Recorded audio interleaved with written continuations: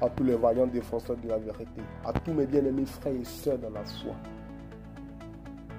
à tous les braves défenseurs de la vérité, à tous ceux qui mènent la vie de l'ordre sur la terre, à tous ceux qui se conservent purs et qui poursuivent tous les jours durant leur existence sur la justice et la vérité,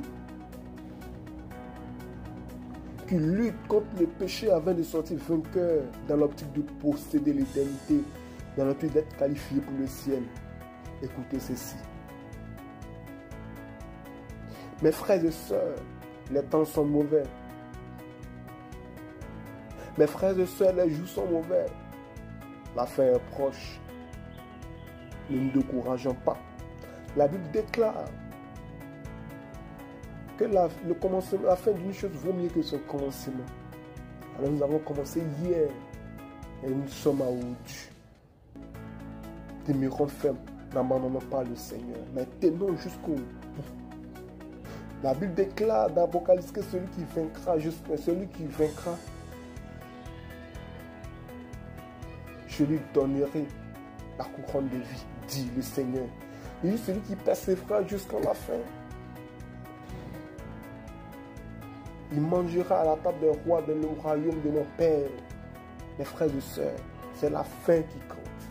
Persévérons jusqu'à la fin. Prenons courage, armons-nous de courage, doublons de courage. Parce que ce n'est pas facile. Le combat est intense. Mais Dieu est notre soutien. Il est notre défenseur. Et rien ne pourra nous nuire. Rien ne pourra nous arracher de sa main pour nous envoyer à l'enfer. Car lui, rien n'est impossible. Soyons donc forts. Soyons donc forts, persévérons. Persévérons et persévérons. Rien que la persévérance, mes frères et sœurs.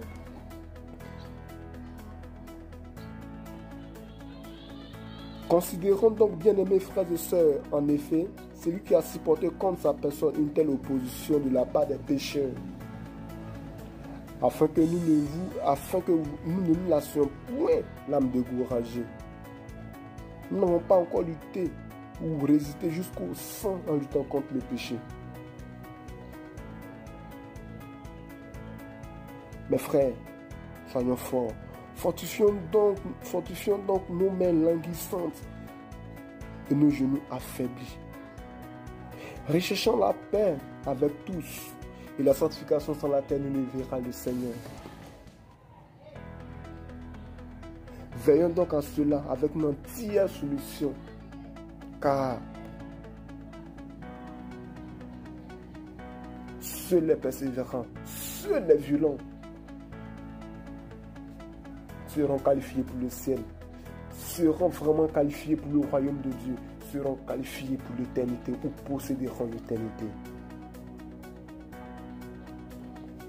Ces paroles sont des paroles d'encouragement de ma part, de votre bien-aimé que je suis, afin que tous ensemble, nous soyons prêts pour le rendez-vous du ciel, afin que tous ensemble, tous unis dans une vie de justice, dans la crainte de l'Éternel, dans l'obéissance à sa parole, dans la mise en pratique de sa parole, qui se trouve dans la Bible,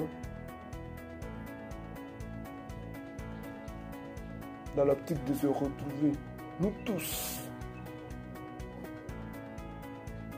dans le royaume de l'Éternel, dans le royaume des cieux. C'est là notre objectif, c'est là notre but fondamental. Alors mes frères et sœurs, soyons forts, soyons vaillants. Soyons persévérants, imitons Christ, gardons nos regards fixés sur Jésus-Christ, éloignons le mal de notre corps, gardons notre cœur que toute autre chose qu'à de lui vienne sur la vie. Et inscrivons à chaque tiers-ci de notre vie sur la terre la parole de Dieu sur le cœur, sur la table de nos cœurs. Et il faut que nous sachions que sur cette terre que nous sommes, la terre sur laquelle nous sommes, nous vivons, nous devons nous reconnaître voyageurs et étrangers sur cette terre-là même. Nous n'avons point ici-bas de cité permanente. Notre cité, c'est là-haut. Imitons les apôtres. Voyons un peu la vie qu'ils ont menée. Ils s'étaient délaissés. Ils erraient ça et là. Il y a d'autres mecs qui n'acceptaient point de délivrance. Tout cela pour que la porte du royaume des cieux soit largement ouverte, imitant la vie. Que Dieu soit avec nous, que Dieu soit avec notre esprit, que Dieu soit notre rempart, notre bouclier tous les jours de notre vie. Soyons violents, luttons contre le péché. Nous n'accédons point ou ne permettons point au diable d'avoir raison sur nous. Merci et que la paix du Seigneur soit avec nous.